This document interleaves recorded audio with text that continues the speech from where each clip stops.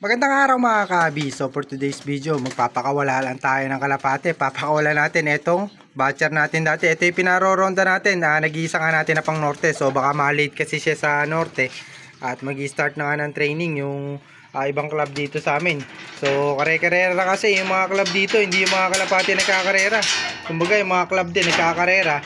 Unahan nga sila sa training at makapagpa-derby ng norte. So, eto baka malate to, yung kalapati natin na to. At kaya ngayon, papakawalan ko na kahit na hindi pa ganun kahaba yung pakpak niya o yung bagwis niya. Ayun, nakita niyo siguro.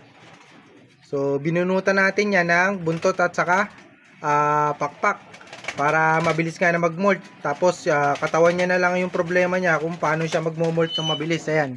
So, yan yung technique natin na ginagawa para kahit papano matuto yung kalapati natin na ay kumbaga mapabilis yung pagmomolt nila o yung paglulugon.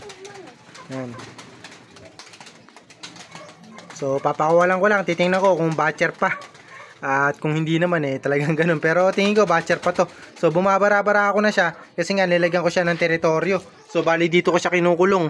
So kapag pinapakawalan ko siya o may dumadapo rito na kalapate, binabara ako niya nga. So naging parakotista na siya kahit papano. Hindi katulad ng mga unang buwan niya ayaw nga bumara ako, nauna pang bumara ako nung mas bata sa kanya. So ngayon nilagyan natin siya ng teritoryo, mas mabilis nga siya nag-mature. So ganun lang yung ginagawa natin para mabilis nga na mag-mature yung kalapati natin. Binibigyan natin ng teritoryo. So para mabilis natin na mailaban o mailaro. So bata kasi siya sa norte. So pang south na nga yung singsing nito mga kabi. Norte saka south. Ayan. So papakawalan ko lang yan. Update muna tayo sa ibang kalapati natin. Ito pala si Tacloban. So meron na siyang dalawang itlog. Kaso alam ko parang may crack ata isang itlog niya. So gumulong ng gumulong. Dito nga kasi nag-itlog, hindi dun sa kabila. Yan yung pugad nila. Yung nest din nila na yun, yung nilagay natin. Dito talaga yan. So kaso dito nag-itlog. Bali nilagay ko yung itlog nila ron sa dulo. Ang problema lang, dinala ulit dito. Ayan, so hindi ko alam kung mapipisa to, pero alam ko nagka-crack ata isang itlog kasi nga gumulong ng gumulong, dinala niya rito. So saka pagka ganito na wala silang nest, talagang madaling mabasag yung itlog kahit na gaano katibay. Ayan. So dalawa na ata itlog nito. So saka ako na check, pero hindi ko na muna tatanggalin yung itlog nito kasi nga ayoko na kumbaga may tawag dito. Makasta ni Tatang, ayun. So ano yung tawag dito, yung basta yun nga mga kabi, ayoko nga na magitlog siya na magitlog tapos walang similya o kaya himina yung katawan nito sa pagitlog. So kaya nga nilagay natin dito para nga makarecover siya kasi galing siya sa sakit. So ngayon kaso itong pinapalakas din natin si Tatang, yung 15 years old natin na kalapate, kinakasta nga siya. So sila yung bali maglolo to mga kabi, yung tatay nito, yung tatay nitong Tacloban natin anak nga nito yung 7th overall. Ayan. So bali ang inanak nito, first, third, fifth, saka 7th overall, saka multiple lap champion, lap winners, at multiple superset winner, multiple pulling winner yung mga anak nito.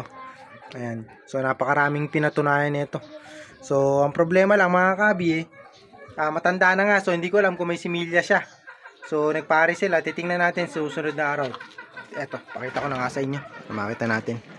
Ayun basag na itlog. So wala na rin mga kabi. Ayan, basag na. Basag.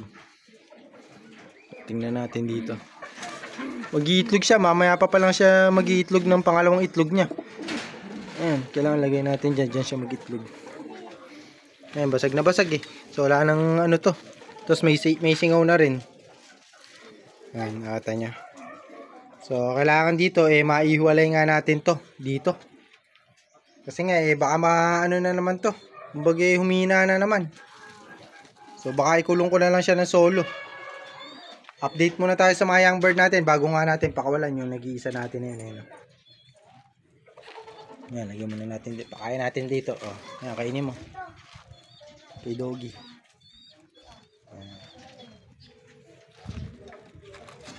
Ito. Umalis. So itong itlog naman nila mga kabi, kahit na hindi mapisa to, walang problema kasi papamigay nga lang, balak ng i-gift bird nito ng kasama natin sa mga tropa. Ayan. So marami kasing nanghihingi. So hindi talaga kami nagbibigay, marami lang talaga nanghihingi. Ayan. So bali ang bibigyan lang sana natin ngayon si Paring Molo.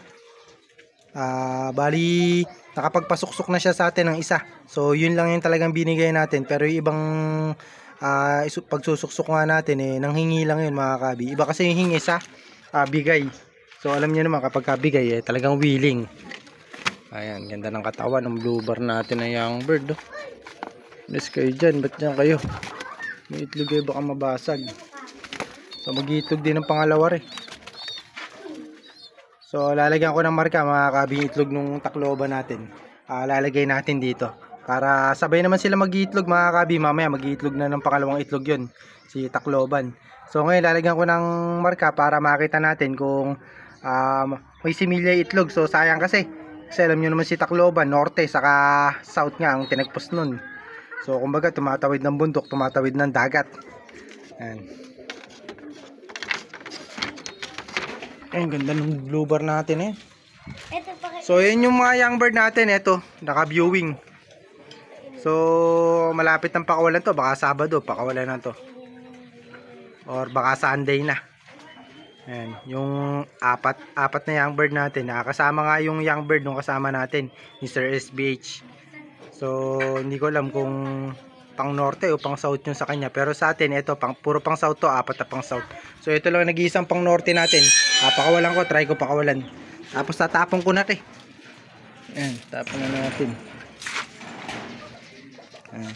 So pakawalan ko lang yan mga kabi, hulihin ko lang. So mga kabi, kumuha pala muna ako ng fake egg. Para papalit ko dun sa itlog na nabasag. Ayan, para hindi mag-itlog ulit agad. Ayan, lagyan natin dito. Ayan, para pisain niya. Fake egg yan mga kabi. Mga sikreto ng eksperto. Kung ayaw nyo na mag-itlog ng mag-itlog at saka pwede kayong magpa-sitter. So iba ang ginagawa rito mga kabi, kapag kumuha nga ng fake egg, ini-incubator nila yung itlog nga nung kalapate nila. So maraming gumagawa niyan sa Facebook nga, makikita nyo yan. Ginagamitan nila ng incubator yung itlog. Tapos pag mapipisa na, saka lang nila nilalagay dito sa magulang. Ayan. So pwede rin nilang pa-sitter pagka ganun mga kabi. Kasi nga, pag mapipisa, ililipat nga nila dun sa sitter na ginamit nila. So, kumbaga sitter mga kabi, mga yaya nga yun. So pakawalan na natin itong kalapati natin na yan.